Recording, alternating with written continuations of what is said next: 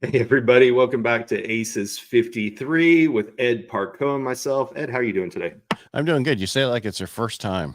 It is. It's my first time. And where am I at? I do so Be many of gentle. these things. I'm so popular. I don't know where I'm at today.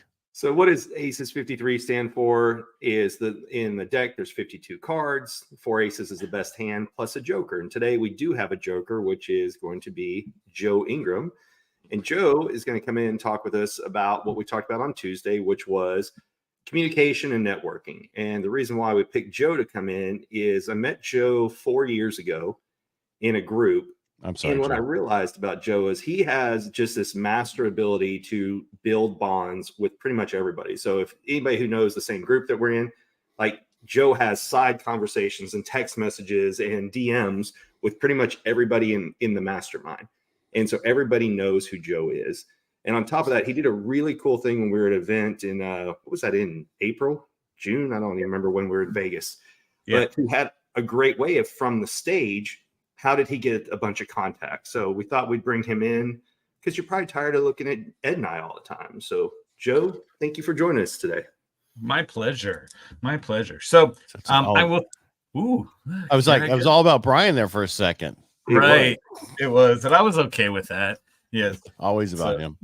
Yes. Brian is getting bigger and bigger as we goes along. So he's starting to demand more space. And means waistline, right? Yeah. That's exactly what I was thinking. Yes. Now that he goes, you don't understand. I'm a keynote. Yes. Yes. And so, but he's so been a keynote I forever, even when he wasn't a keynote. He just learned to say that word. Steve. Yeah. Go ahead, Joe. Sorry. Yeah, it's okay. One of the biggest things I will tell you that most people will not do and therefore do not get the benefit out of networking or their actual communication is they don't go into the environment with an intent. Okay, so before I start anything, I set the intent of I need to find 2 people that are within this group, okay, that I can help that would be of benefit in my network. Okay. And I'm not there to steal the network. I'm there to say they could probably open doors for me, or I'm going in simply to help somebody because everybody will be talking. Everybody will be sharing when they go into it. But how you go in to think, can I help somebody? A lot of people go in and say a standard networking, like my friend Bob says, networking is for amateurs. Mm-hmm. Okay. Because most people, their idea of networking is better go grab my stack of cards because I'm going to pass them all out. And then they leave with a stack of cards from everybody else who went there to do the same thing.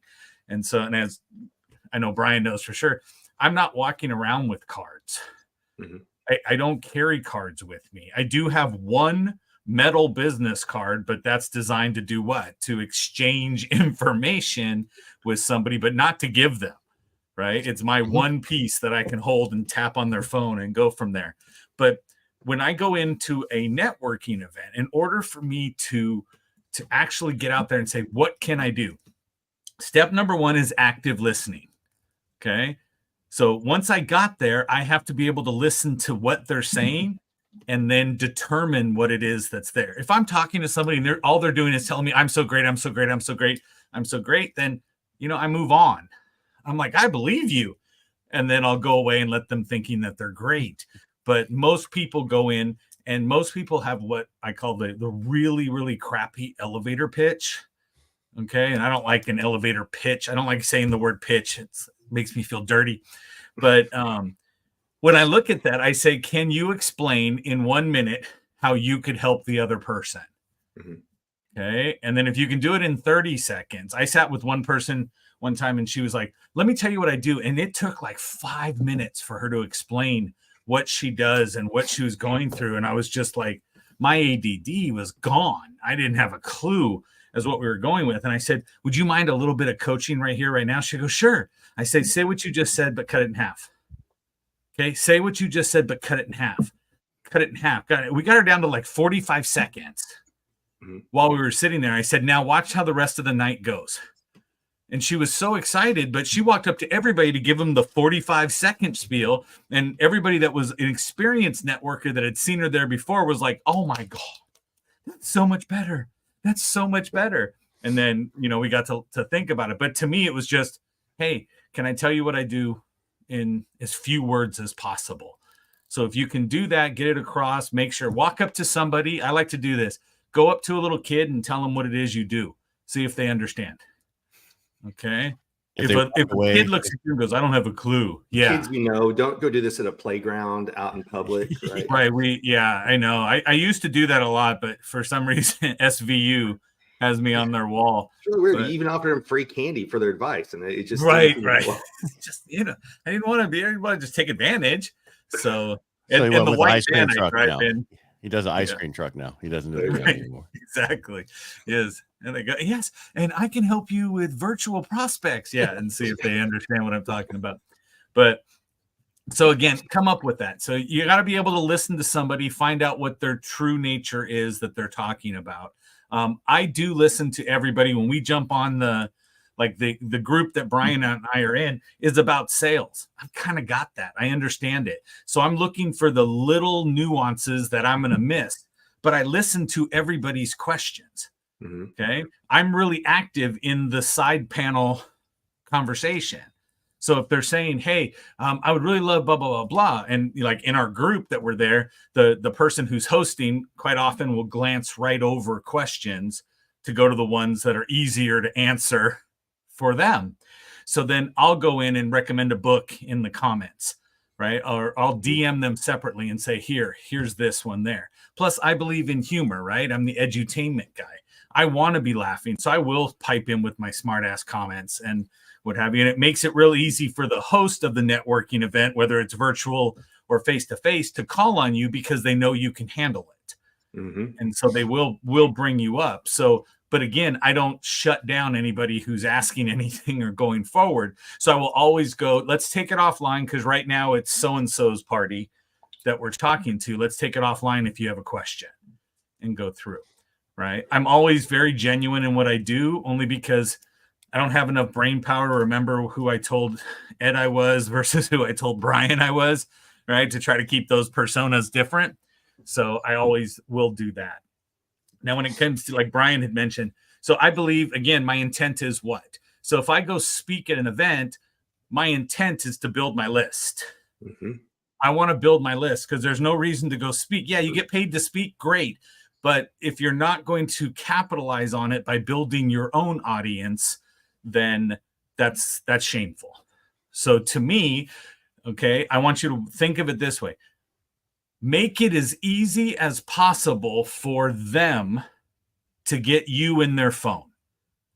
Okay. So again, do I want to be in everybody's phone? Yes. Do I want everybody in my phone? No, I don't. Okay. But I will make it real easy to get into my phone, get my phone into yours. But if you want to, you can send me back your contact info. I choose whether I'm going to add you to it or not. But in speaking from stage, I explain this to people. And I go, okay, guys, here's what I want you to know. It's more important for me to be in your phone because I can help you, right? If you want to connect with me, you'd still need to reach out to me and get a hold of me. So if I was in your phone, wouldn't it be easier? Okay. Then I just give them, I tell everybody, pull out your phone, open your web browser and type in this URL. And then they type it in, it says save contact. And they hit that button and it adds me to their phone. And it also gives the option, do you want to exchange with Joe? So while I'm sitting up there, now I think, Brian, we spoke to like 600 people in this room. I ended up with over 60 contacts. So I ended up with a 10% conversion rate into my own list from people that pulled out their phone. You know how many people in a room of 600 didn't even pull out their phone? Come on. They were just like, yeah, whatever, speaker guy. Okay, they're not my people. But as they went through, some people pulled out their phone. They went bing, bing, bing, and they went exchange contact. So when I came off stage, Brian says, how you do? I go, brrr, and just let all the notifications go by. And I said, I think I resonated with some people. Mm-hmm. Okay. And that's what you got to do. But how do you again, it's how easy can you make it? We make things so difficult for people. Like almost every social media platform I have the word Joe's in front of it. Right. So that you can say, oh, do you want to find what is your Instagram? Okay, well, go here. and I give them a URL that's easy to remember than instead of trying to find me. And so that's what I look at. The other thing that Joe is really good at is the follow-up, right? That's the thing. There's a lot of people that are good on, the initial meet and greet. Hey, nice to meet you. Let me get your contact information. You get mine.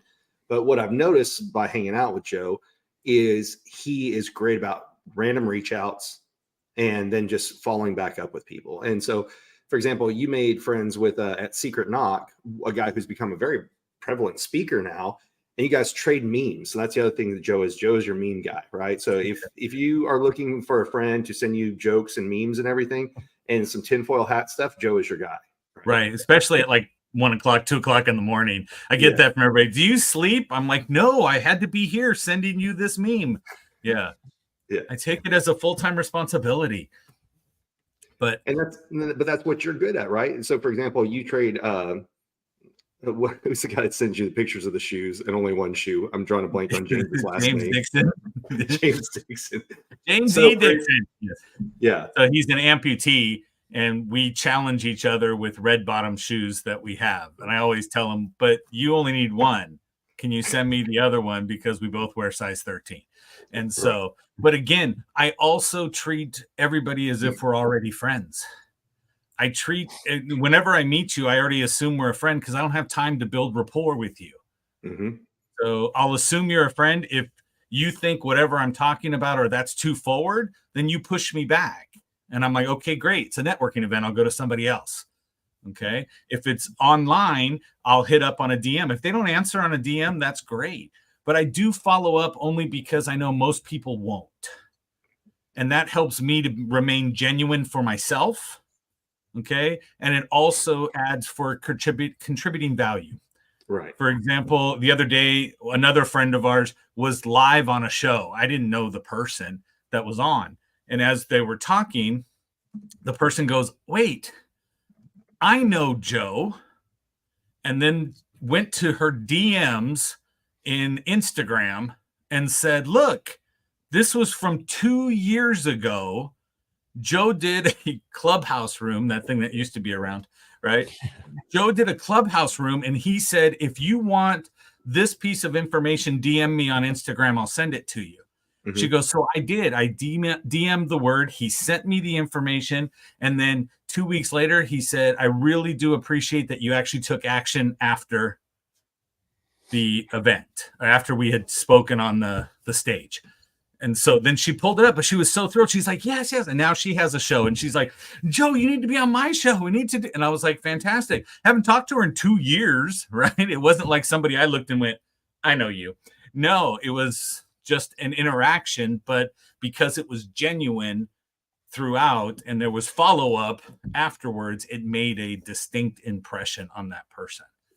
Okay. So my question I have is, so it sounds like you do follow up right afterwards. You don't do anything going forward, or is no? I waited a couple weeks and sent everybody who did it. Yeah, right. Yeah, but then since then, no, I get bombarded. Yeah. So it sounds like you need high level.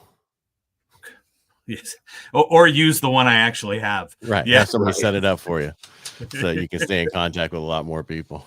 Yes, because my CRM keeps me in contact with all my past clients, constantly, monthly, birthdays, anniversaries, you name it, it's there for them. So that I'm constantly updates of different things during the week, because there's just not enough time in the day for you to do it yourself. You need some help with this.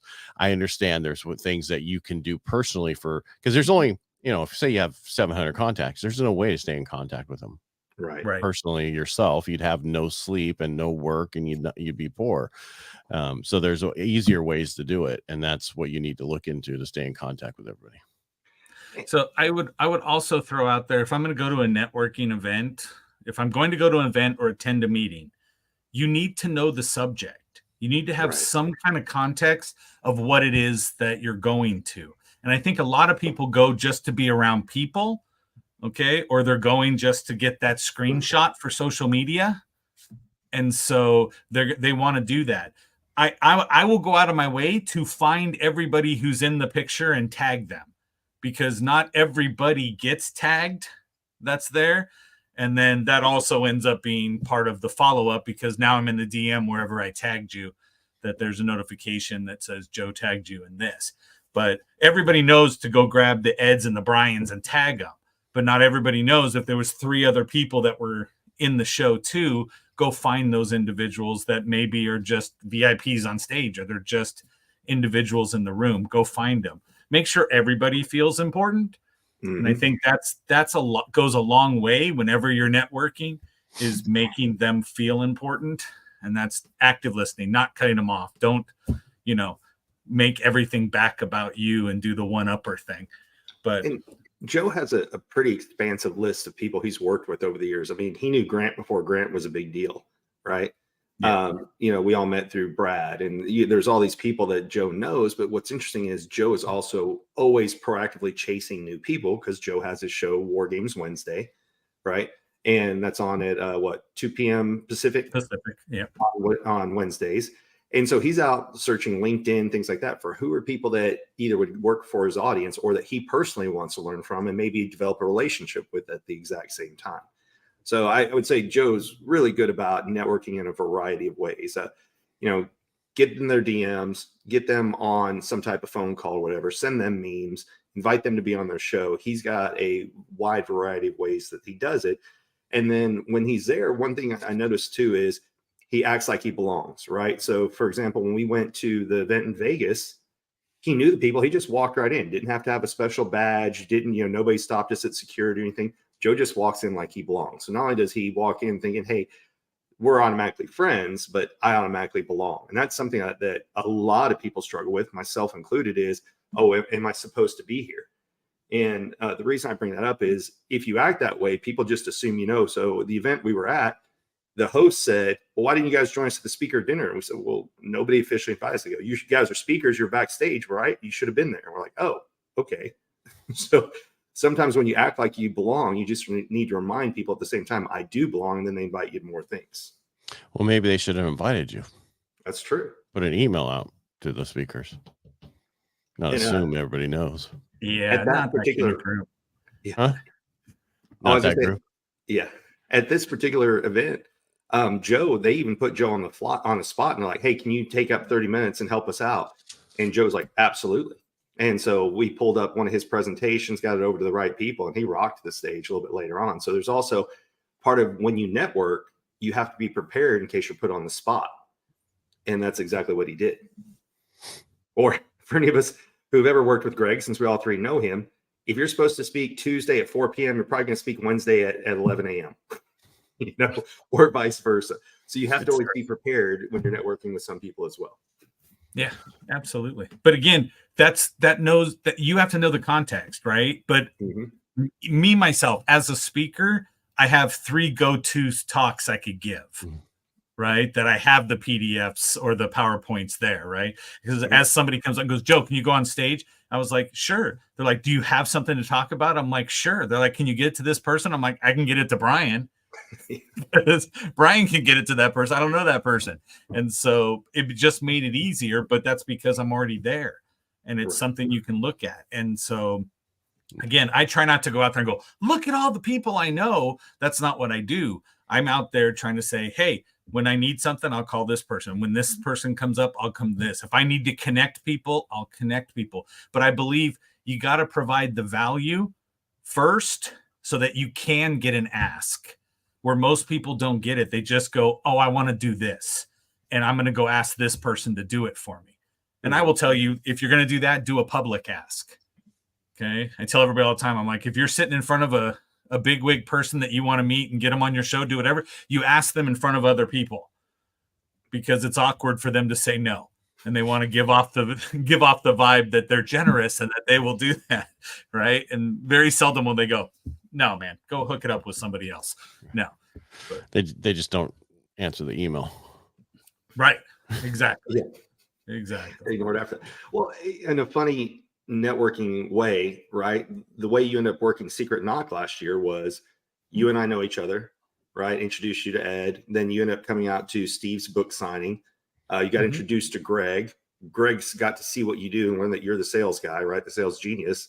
Then brought you in to help with his events. right? And then introduce you to other speakers, other people. And so that's the whole thing is Joe will show up, right? So like even showing up to the Steve thing, if there's something in California, or the very first time I ever spoke, Joe crashed the event, right, in Vegas. And so that's one of the things, just act like you belong, going back to it. Yeah. So that's how you learned how to crash events, right? No, I learned like how to do recently. that a long time ago, but yes. Okay. Yeah. Because I always want to go to the better areas of the seating at the sporting events. I figure out if you ask in the right way, people will let you in. Let you in. Yes. You have to sit on the floor, but that's okay. Yeah, it happens. But again, what happened was when you get to that point where if I'm providing value with people and I'm trying to make things easier for everybody around me, when it came to crashing an event, everybody was like, well, heck yeah, it's Joe. Right. Of course, it's Joe. Come on in. Right. And I was like, well, I don't have to go to and they're like, come on, let's go. It's Joe. And I'm like, all right, I'll go with that. Somebody else crashed the event and they got a very stern talking to. Oh, really? Oh, yeah. Because somebody just like last minute showed up and didn't try and build any rapport with the person helping the main person run it. Right. So Joe, by reaching out, cracking jokes, like we have a text with the person who's the moderator on Tuesdays. And so we'll joke with her and everything else. So Joe is like family. This other person, she came in, just showed up and demanded her way in. And they're like, whoa, and they finally let her in. But that's a whole other story. We'll have to share another time because that was this lady didn't tell her husband. And then she showed up at the event and he canceled all of her credit cards. And we don't know how she got home. We have no idea how this poor person got home. But she was like, I'll figure it out when I get there. And we're like, yeah, that's not really how travel works. Right. Yeah. But so what are you going to do? Yeah. So basically, bottom line is network with people, think of them first, like we're supposed to, right? We have an agenda to go to. We need to know why we're there, what we're planning on doing, focus on other people, the old way it's supposed to be, not the way it is now, where a lot of our kids and everybody else always focus on themselves instead of other people. But I'm just saying, go back to the way it used to be. That's what I'm hearing.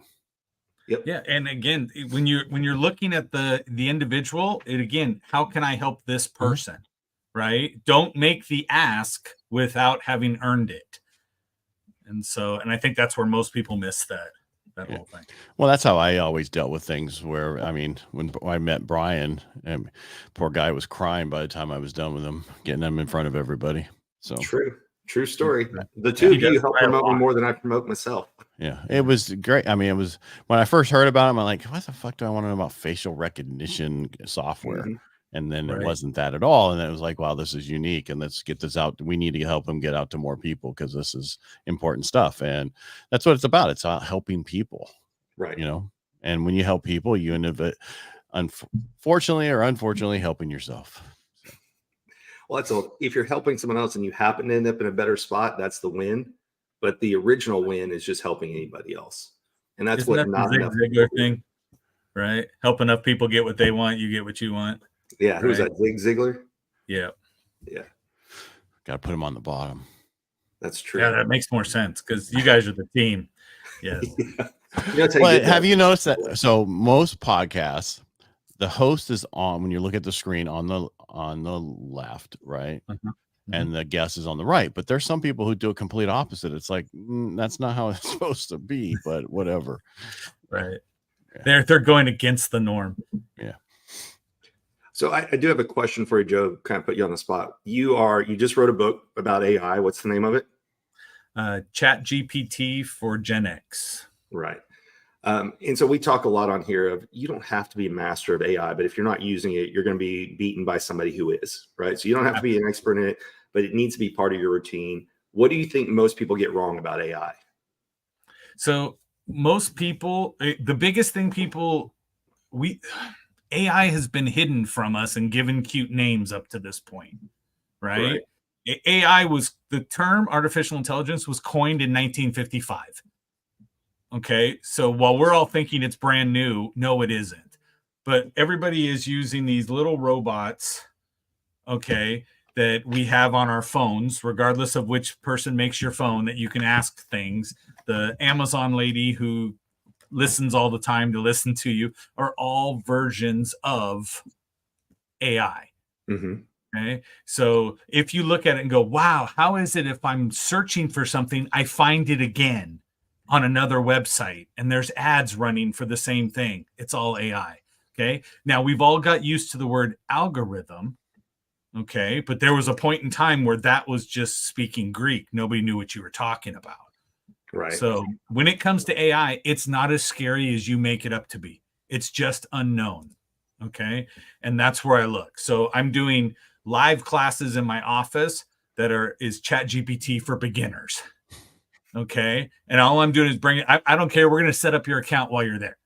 I did a radio show interview for the book the other day. And the guy was like, man, can you tell me, is there something better than Midjourney?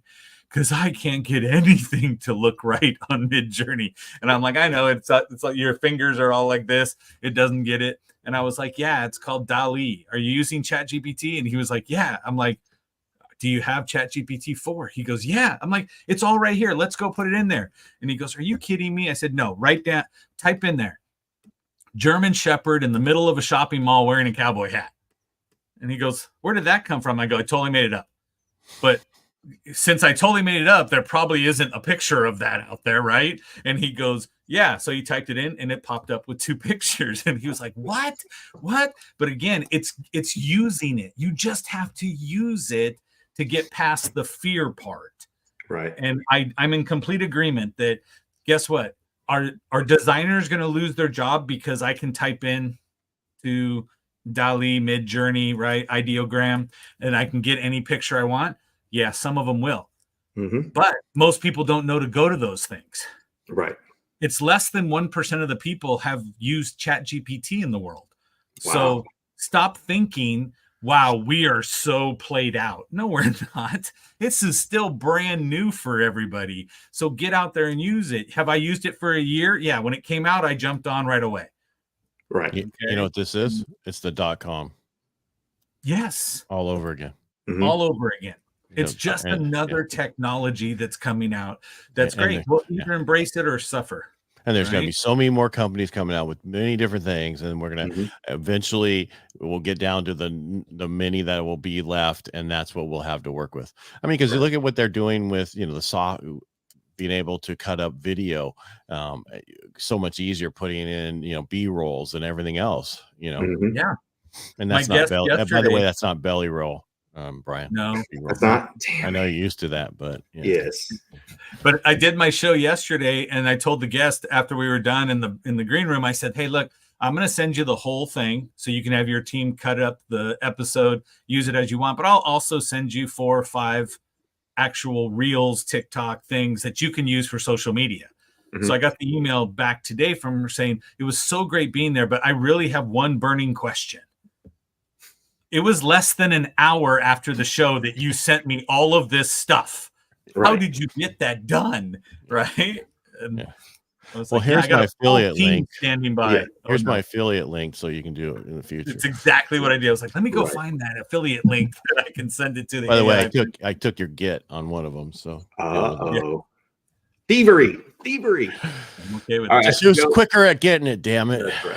I know you're on site, so a parting thought is how can people use AI when wanting to communicate with other people? Do you recommend using it for newsletters, to create sales copy? What's the best way they can use AI for communication or networking?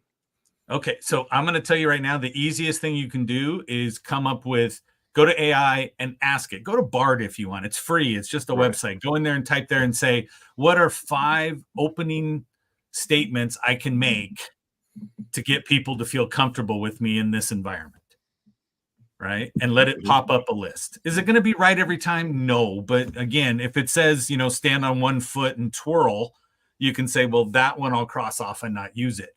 But just get out there and start asking questions. We used to, for those of us, my age group, there was a time before Google, right?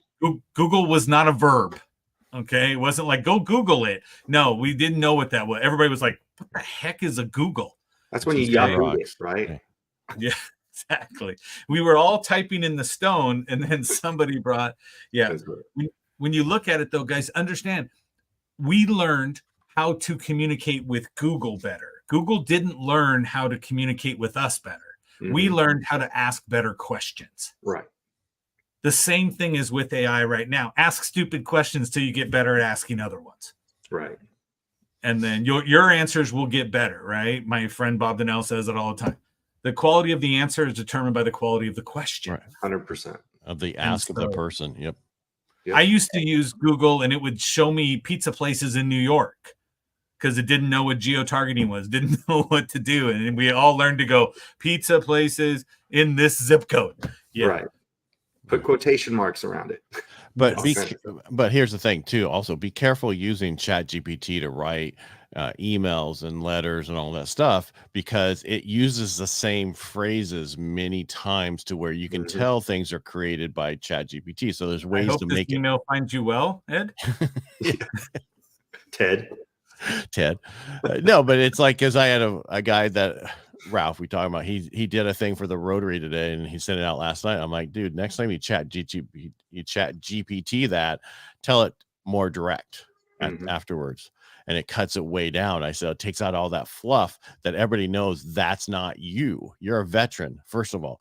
That's why I don't use it. I used it in the beginning, but then I made it more direct, and then now I just use the same format, and it's me. You know, you have to make it you. Even though it helps you, you still need to make editing and make it your own email. Exactly. Right. And you can teach it to learn your style.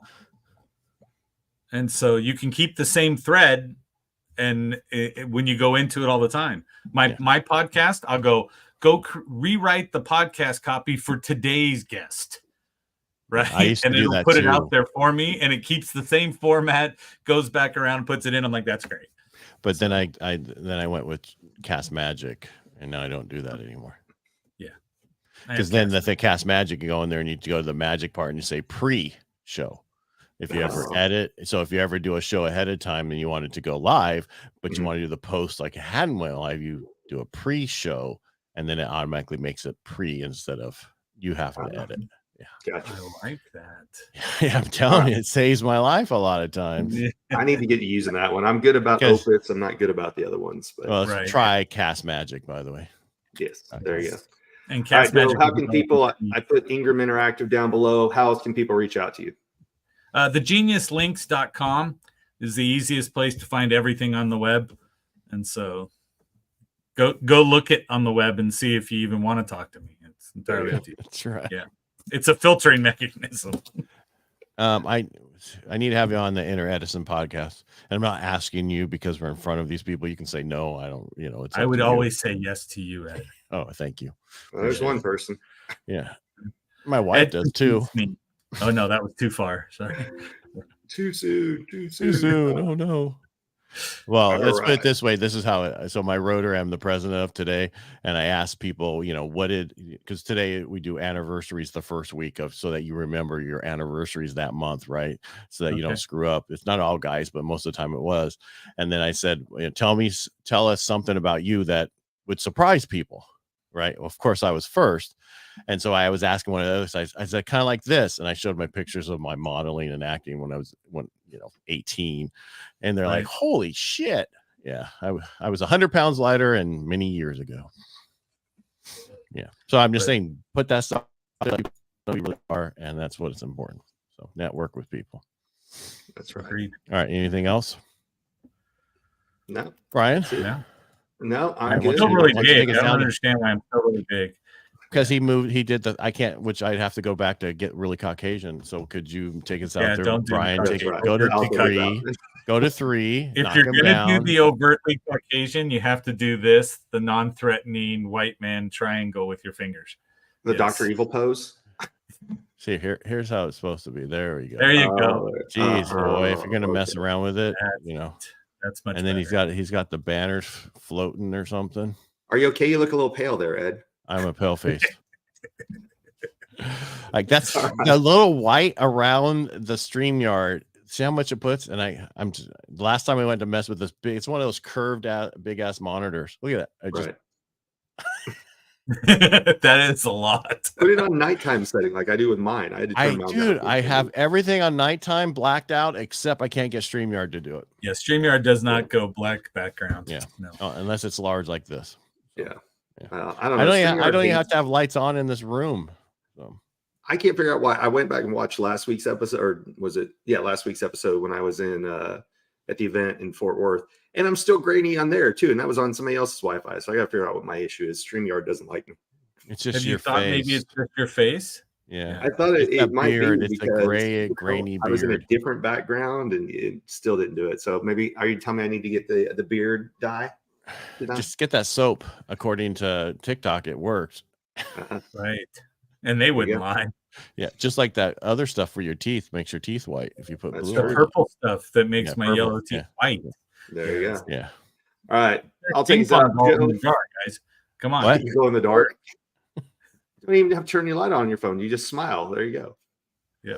All right. take us out, Everyone, sir. thank you for joining us today. Joe, thank you for being the special guest. Ed, as always, thank you for joining and hosting and all that good stuff. But for everyone else, follow us on ACES53 on YouTube, subscribe to the channel, and we will see y'all next week. Thank you. Bye, everybody. You good.